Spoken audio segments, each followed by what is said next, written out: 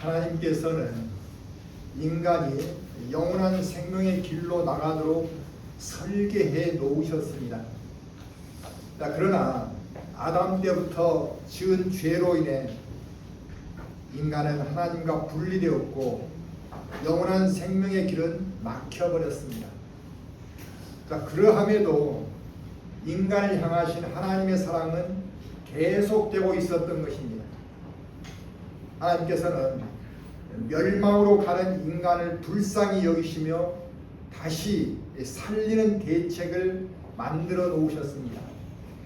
본문 9절에서는 그 뜻의 비밀을 우리에게 알리신 것이요 그의 기뻐하심을 따라 그리스도 안에서 때가 찬 경륜을 위하여 애정하신 것이니 이렇게 말씀하십니다. 여기서 경륜은 하나님의 계획을 말씀하십니다. 하나님께서는 그 계획을 시행하실 때가 되었다고 판단하시고 그리스도를 이 땅에 보내셔서 인류의 모든 죄값을 대신 치루시게 하신 것입니다.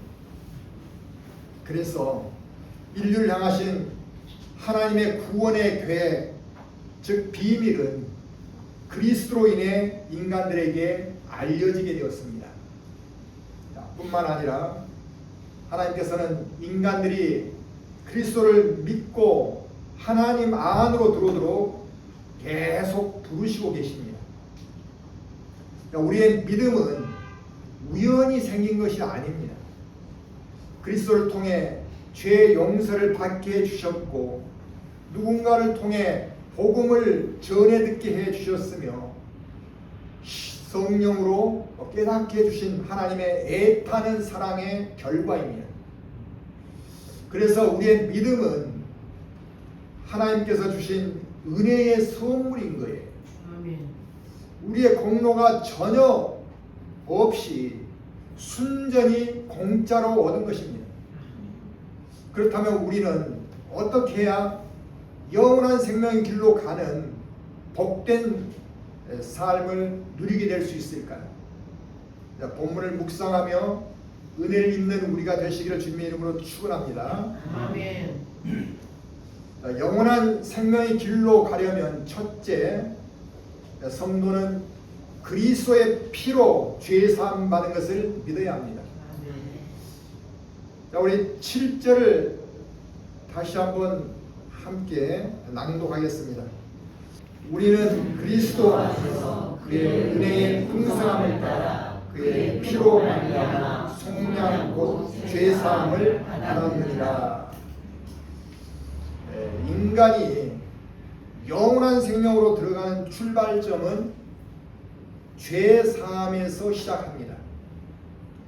죄 사함을 받으려면 당연히 자신의 죄를 인정해야 되는 거예요. 근데 세상 사람들은 내가 착하게 살았는데 무슨 죄가 있느냐고 합니다. 그러나 남을 미워하는 것도 죄고 내가 음란한 마음을 품는 것도 죄고 또 여러 가지 내가 상대방에게 거짓말하는 것도 다 죄인 거예요.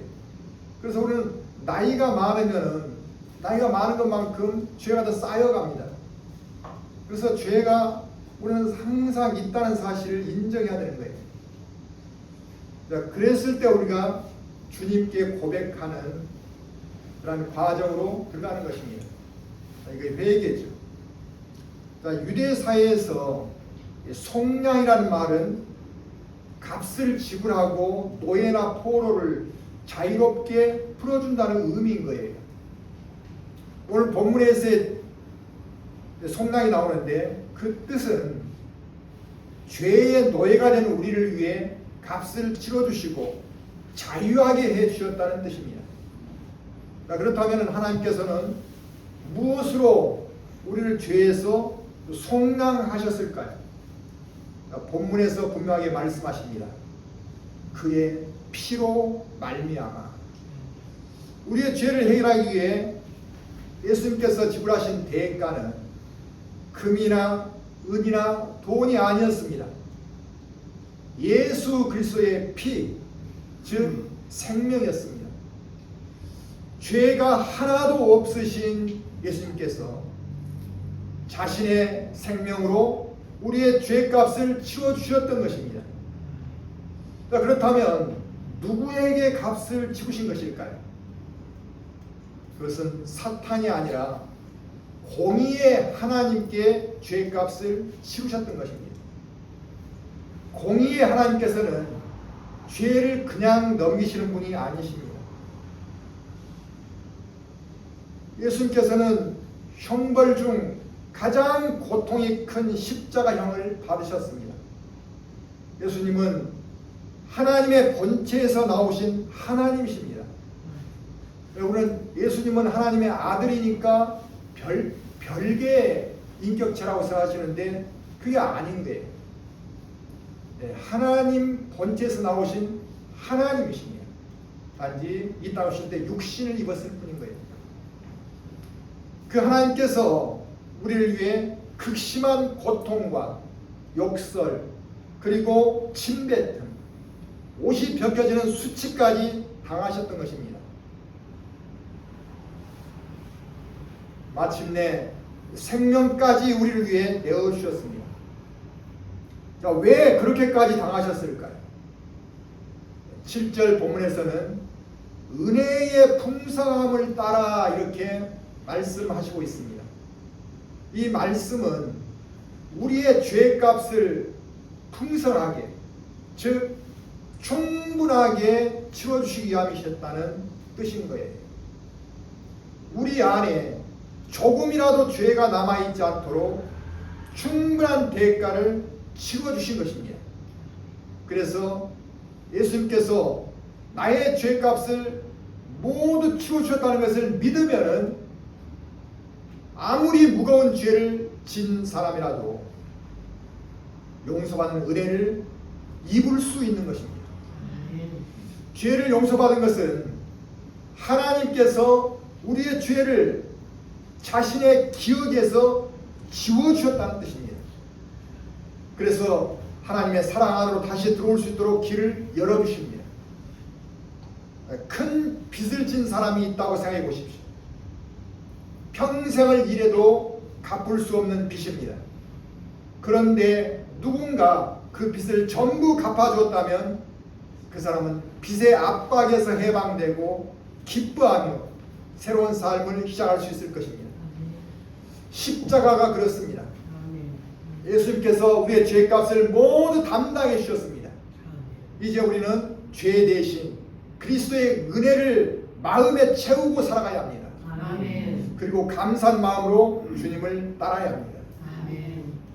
영원한 생명의 삶은 이 믿음에서 시작되는 것입니다. 그 다음에 영원한 생명의 길로 가려면 두 번째는 하나님의 자녀가 되게 하심을 감사드려야 합니다.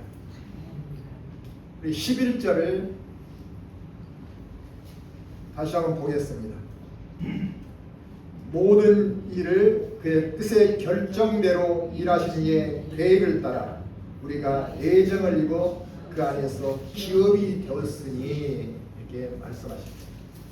이 말씀은 우리의 구원이 하나님께서 결정하신 뜻과 계획 안에서 이루어진 일이라고 말씀하신 거예요. 하나님께서 우리를 죄에서 건져내신 것은 단순히 죄를 용서해 주는 것으로 끝내는 것이 아닙니다. 그 안에서 기업이 되게 하셨다고 말씀하십니다. 자, 기업은 유대인의 관념에서 소유를 의미합니다. 따라서 우리를 하나님의 소유가 되게 하셨다는 뜻인데 이는 또한 하나님의 자녀가 되었음을 의미하는 것입니다. 자, 그 의미를 에베소서 1장 5절은 더 분명하게 설명합니다. 예수 그리스도로 말미암아 자기의 아들들이 되게 하셨으니, 죄인을 용서해 주는 것도 놀라운데 하나님께서는 용서한 죄인을 자녀까지 삼아 주셨습니다. 이것이 주님께서 십자가 죽으심으로 일어난 놀라운 은혜입니다. 이로써 그리스도를 믿는 우리는 하나님을 아버지라고 부를 수 있는 사람이 된 것입니다. 그래서 하나님의 자녀가 된 사람끼리는 한 가족이 되는 거예요. 피부색이 달라도, 국적이 달라도, 물질이 많고 적음에 상관없이 한 가족이 되는 것입니다. 하나님과 함께하는 삶이 되고 아버지의 사랑을 영원까지 받는 축복을 누리게 되는 것입니다. 어린아이가 밤에 아버지의 손을 잡고 길을 걷습니다. 아이에게 길이 잘 보이지 않아요. 앞으로 무엇이 나타날지 모릅니다. 그런데 아이가 무서워하지 않습니다. 왜 그럴까요? 아버지가 자신의 손을 잡고 있기 때문이에요. 우리의 신앙도 마찬가지입니다. 믿는 자가 인생길을 다 알고 있어서 평안한 것이 아닙니다. 내일 무슨 일이 일어날지 알지 못합니다. 그러나 한 가지는 분명히 알고 있습니다. 나에게는 하나님 아버지가 함께해 주신다는 것입니다.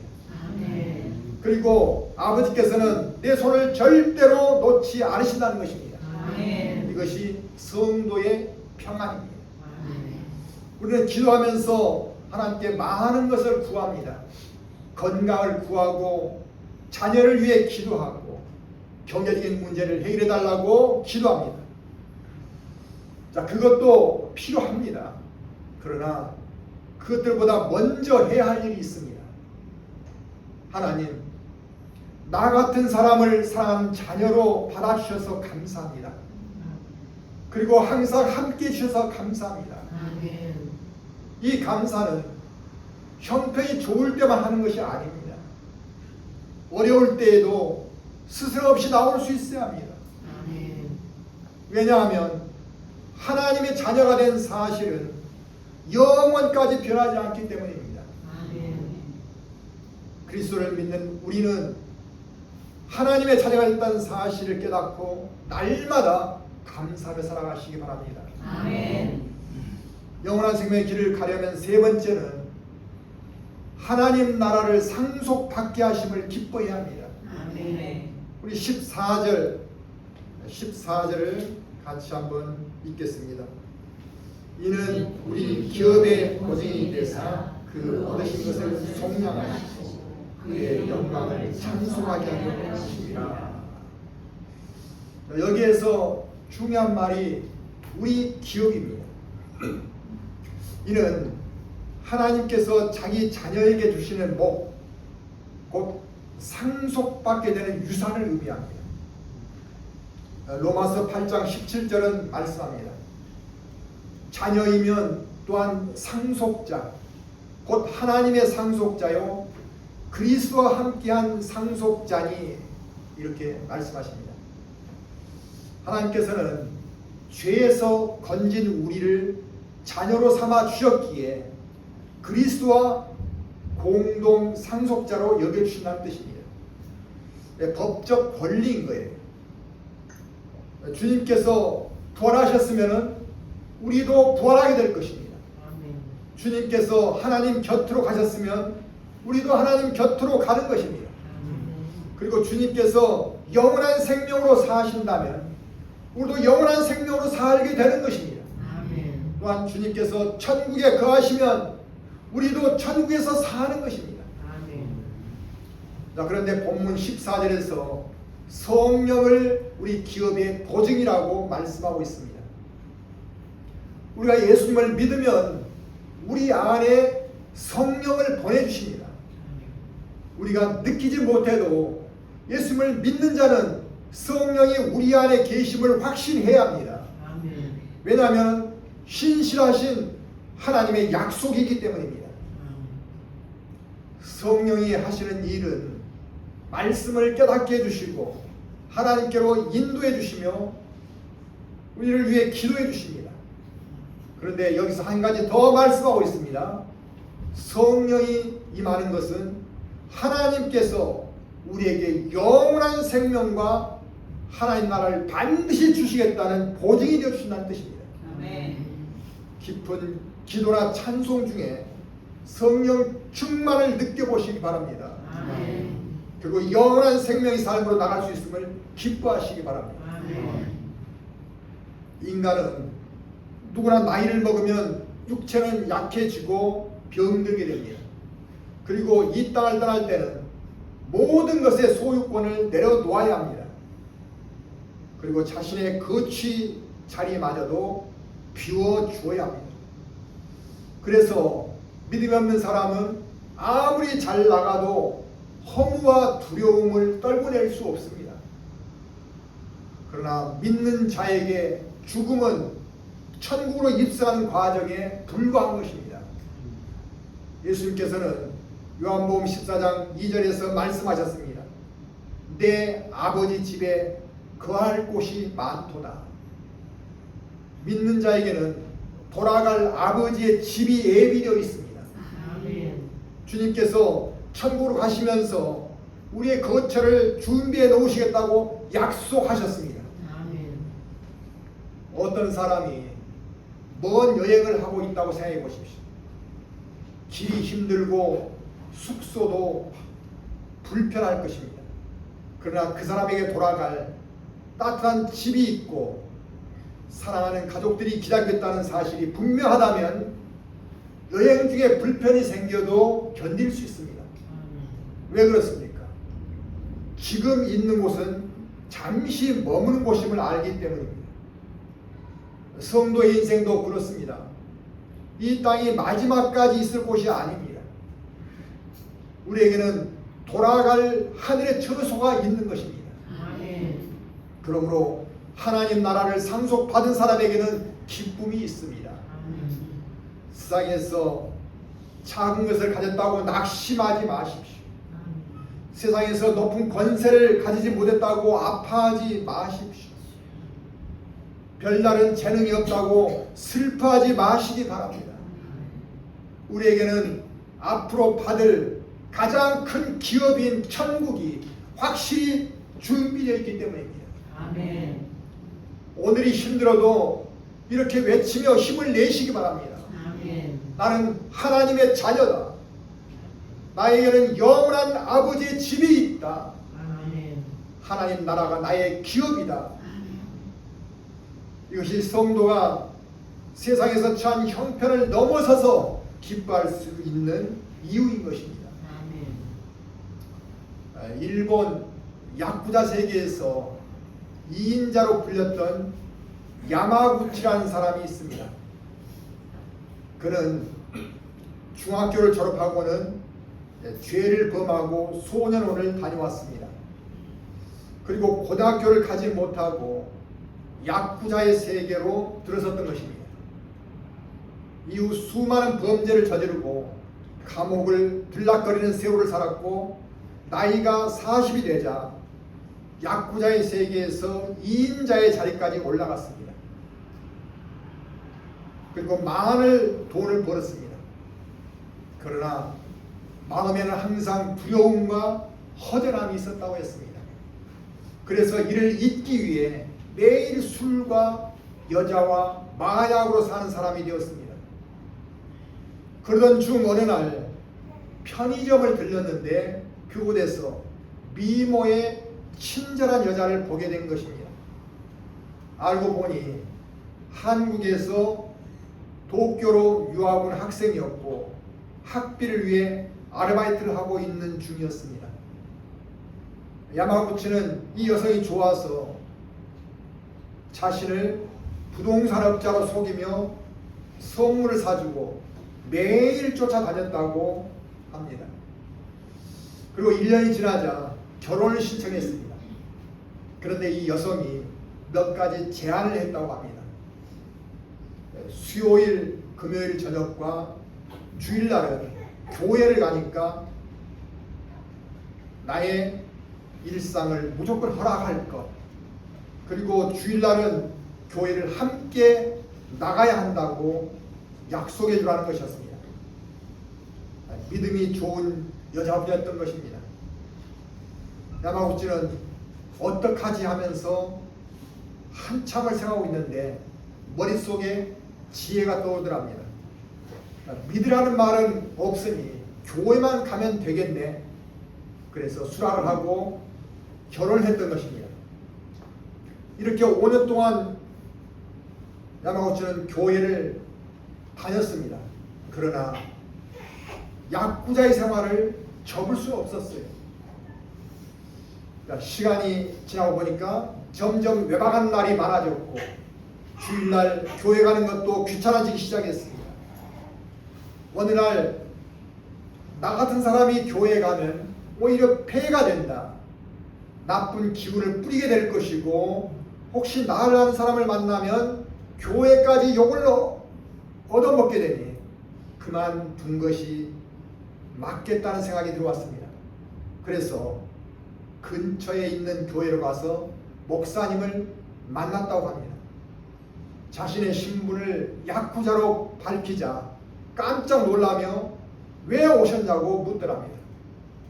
그래서 다짜고짜 나 같은 죄인은 교회를 그만 다니는 것이 맞는 것 같은데 목사님은 어떻게 생각하십니까? 이렇게 물었대요. 그랬더니 목사님은 안으로 들어오라고 하면서 성경을 펼치며 누가복음 5장 32절을 읽어주더랍니다. 내가 의인을 부르러 온 것이 아니요 죄인을 불러 회개시키러 왔노라 하는 구절이었습니다. 그러자 아니 나 같은 죄인을 위해서 예수님 오셨다고요 하는 생각이 들어오면서 마음이 기뻐졌던 것입니다. 그래서 다시 교회를 열심히 다니게 됐다고 합니다. 그리고 자신도 모르게 술과 담배와 마약이 끊어지더랍니다. 이 사실을 알게 된 야쿠자 임원회의에서 결의를 하고 이 사람을 파문시켜버린 것입니다. 손가락을 잘리지 않고도 야쿠자를 빠져나온 것은 다행이지만 어떤 것도 할 수가 없었다고 했습니다. 그래서 하나님 이제 저는 어떻게 해야 합니까 하고 기도를 하던 중 마음속에 공부를 하라고 하더랍니다. 아니 공부가 싫어서 야쿠자 생활을 했는데 지금 와서 무슨 공부를 합니까 하고는 기도를 멈추고 가만히 생각이 잠겼답니다.